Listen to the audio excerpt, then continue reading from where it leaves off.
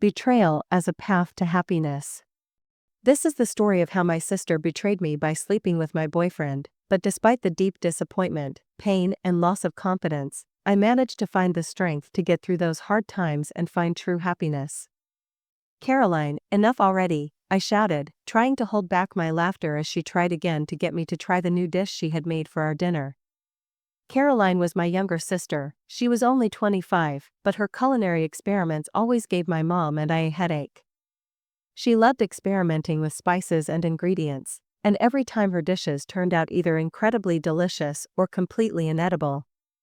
But tonight was different. I felt especially joyful and light because my boyfriend Matt was there for me. We had been together for 6 months now, and he had become an integral part of our little family. He was the one person who could make any day bright, even if the weather outside the window left a lot to be desired. "All right, I'll give it a try," I agreed, moving closer to the plate of mystery food. "Whatever it is, as long as it doesn't burn on my tongue," I thought to myself. "You know I love you, Maggie," Caroline said, smiling slightly. Her eyes shone with joy, and I could tell that she was really trying her best. I know, I replied, hugging her. "You and I will always have each other's backs," I thought then. Matt sat across from us, watching our hilarious exchange of lines. His eyes sparkled with laughter, and I felt like nothing could ruin the moment. But, as it turned out later, I was wrong. A few weeks passed, and our evenings became a little different. My sister started spending more time with Matt than with me. At first, I didn't think much of it, because the three of us lived in the same apartment and it was natural for them to socialize. But then I started to notice strange things. One day I came home earlier than usual and found the two of them in the kitchen. They were sitting close together, laughing at some joke I couldn't hear. When I walked in, they both stopped talking abruptly and looked at me as if I had violated some sacred sacrament. "Hey, guys," I said, trying to keep my cool. "What's going on here?" "Nothing much," Matt answered, standing up and walking over to me.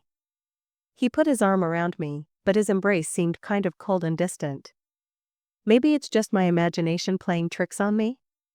I thought. The following days, however, confirmed my worst fears. Every evening when I returned home, I found them together. They were watching movies, cooking meals, talking about something they were both apparently interested in. I felt superfluous, unwanted, like a stranger in my own home.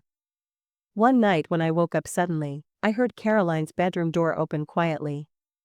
A moment later, there was a whisper, then footsteps. I got out of bed and walked to the door of my room. Through the crack, I saw Matt walk into Caroline's room and close the door behind him. At that moment, the world around me collapsed. I stood there, shivering with cold and fear, not knowing what to do next. Everything I believed in, everything that seemed so real and true, was suddenly an illusion. My own sister had betrayed me, and the man I loved was a scoundrel. The next morning, I decided to talk to both of them. I summoned up all my courage and walked over to them as they sat at the breakfast table. "I need to talk to you," I began, trying to speak calmly, even though I was in a storm of emotion. "I saw you go into her room last night. That's a betrayal, and I won't stand for it." Caroline blushed and looked away, and Matt looked at me with a strange expression that was a mixture of shame and determination. "Maggie, listen," he began, "we wanted to tell you." "You don't have to say anything," I interrupted him. "Just get out. Both of you. I don't want to see you again." They left in silence, leaving me alone in the empty apartment. I sat on the floor with my arms around my knees and sobbed. Tears streamed down my cheeks, and I couldn't stop. The pain was tearing my heart apart and I didn't know how to cope. The days went by and I tried to move on with my life. Work helped distract me, but in the evenings when I came home, the emptiness of the apartment pressed down on me. My parents called every day asking how I was doing, but I didn't want to tell them the truth and add more anxiety. I started avoiding socializing with my friends for fear that someone would find out what had happened. I didn't want to hear sympathy or comfort.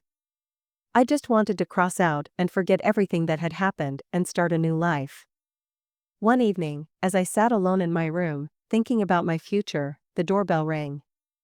I opened it expecting to see one of the neighbors, but instead it was Matt standing in front of me. "Maggie, please listen to me," he said, looking at me with a pleading look in his eyes. "I know I hurt you, and I'm sorry. But I can't do this without her. It's like an insanity." Those words cut me like a knife through my skin. I stood there, not believing my ears. How could he? How could he live with me and cheat on me with my sister? "Go away," I whispered, barely holding myself back from crying again. "Go away and never come back." He left without another word. I closed the door and leaned my back against it, feeling the tears start to stream down my face again.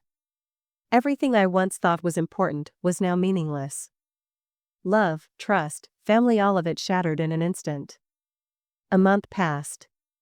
I kept working, but my soul was empty. I stopped believing in people, in love, in happiness.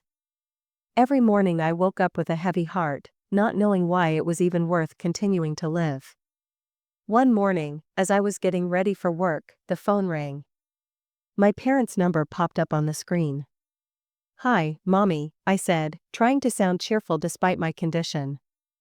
"Honey, how are you?" Mom asked. "We haven't heard from you in a while. How are you doing?" "I'm fine, Mom," I lied. "It's just a lot of work." "We want to come to your place," Mom said suddenly. "We have something important to discuss." "Sure, come over," I replied, surprised. "When are you planning to come?" "Tomorrow."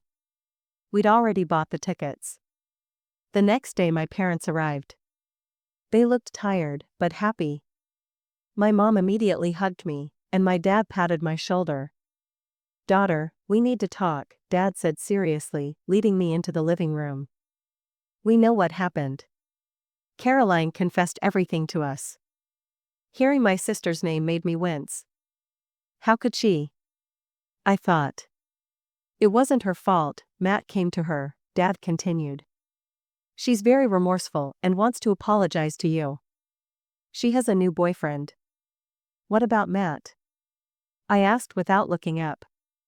"Matt left," Mom said. "He realized he'd made a mistake and left town." I was silent, digesting this information. I felt anger boiling inside me, but at the same time I was relieved. Maybe this was a chance for a fresh start. Life slowly returned to normal. I immersed myself in work, resumed socializing with friends, and began to enjoy every moment again. After a while, my sister and I met, discussed everything, and seemed to find a common language. We lived in different cities, so we occasionally kept in touch by phone. Years went by, and life gradually took on new colors. My sister met a man who became a support for her. They got married, and soon they had a child. I was happy for her, although our communication became less and less frequent and we saw each other only at family celebrations. Meanwhile, Mike came into my life, a kind, caring, and attentive man. Our relationship developed slowly but surely. Although I was still not ready for a serious commitment, I felt that we had a future with him. We spent a lot of time together, discussing plans and dreams, sharing our worries. Mike turned out to be someone I could trust. A year later, when our relationship had grown stronger, Mike proposed to me. I didn't hesitate for long, because my heart told me it was the right thing to do. I said yes, and we began planning our wedding. It was an exciting time, full of excitement and pleasant worries. We chose the venue, invited guests, discussed the menu and music. Every detail mattered, as it was our special day that we wanted to remember for a lifetime. A week before the wedding, my sister was expected to arrive and I was worried that something irreparable might happen. I was confident in my future husband, but my sister is so beautiful and sweet that I couldn't predict how she would behave. This meeting made my heart beat faster and I didn't share my fears with anyone. Outwardly, I kept my composure and calmness, though inside I was filled with anxiety and doubts. Finally, the day came when we all gathered together and I introduced my sister to my fiancé. My fears were confirmed. My sister immediately began flirting with him, flirtatiously making eyes at him, while furtively glancing at me. Every gesture she made, every smile she gave him, was like a sharp blade stabbing into my soul. I tried to keep my composure, but the tension was building inside me. I couldn't believe that my sister was trying to meddle in my private life again, and so blatantly. No one seemed to mind her inappropriate behavior. I kept my eyes on Mike, trying to see if he was enjoying this game or not. He was being polite and correct, but his expression remained neutral. I wondered what was going on in his head. When my sister hung on him, whispering something in his ear, I was ready to intervene and snap at her. Before I could do anything, however, Mike gently, but firmly, stepped back. Then, loud and clear for all to hear, he stated, "You're not acting at all like the sister of the bride, but more like a woman looking for adventure. You seem to have gotten the wrong event and come to the wrong place. No one here needs your services." His words sounded harsh, but fair. Everyone present froze, catching every word. The atmosphere changed instantly, becoming tense and awkward. The sister, embarrassed, stepped back, realizing that she had gone too far. I, standing back, experienced a mixture of relief and embarrassment. On the one hand, I was grateful to Mike for putting her in her place, but on the other hand, I realized that this incident had left a bad residue on the entire event. After Mike publicly expressed his displeasure with his sister's behavior, the atmosphere at the party changed noticeably. I felt the tension slowly subsiding. Mike took my hand and pulled me gently to him. "Don't worry," he whispered in my ear. "Everything's going to be okay. I'm right here with you." His words soothed me, and I felt a warmth spread through my body. In that moment, I realized how much I trusted him and how important his support was to me. The party continued, but the mood was no longer the same. The sister soon shamefully ran away, and everyone breathed a sigh of relief. The rest of the evening passed quietly, and Mike and I were able to enjoy the company of friends and family. A week later, the wedding was held, and it went beautifully. Everything was perfectly organized, and every guest got a lot of positive emotions. After the ceremony, we went on a honeymoon, enjoying each other and new impressions. The sister traveled back and her husband found out about what happened. Now their marriage hangs in the balance.